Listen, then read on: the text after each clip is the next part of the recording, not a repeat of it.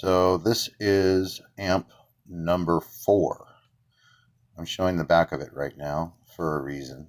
This is a Marshall Reverb 75. These were built in the early to mid 80s.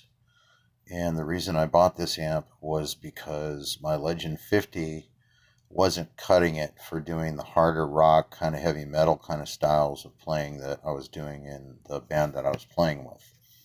It was more of a good sort of heavy blues kind of amp, sort of Mesa Boogie-ish, but not really good for hard rock heavy metal. So the guy at the guitar shop suggested I get this one because it had a 150 watt Sidewinder speaker in it, and he said it was plenty loud for gigging with.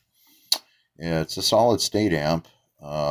It came out around the same time as the JCM 800, so they were trying to get that sort of a sound in a transistor amp.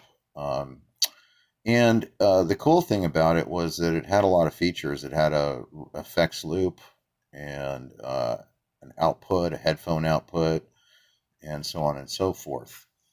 At lower volumes, it was pretty good. But when I started playing with a drummer and playing really loud, it just didn't seem to cut right for me. So here's another picture of it. This is the front of the amplifier. It had 2 channels. It had sort of a normal channel and a higher gain channel.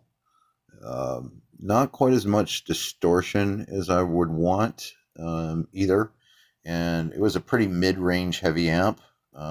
Anyway, so I kept it for a little while. Wasn't satisfied for live performance. It wasn't quite what I wanted.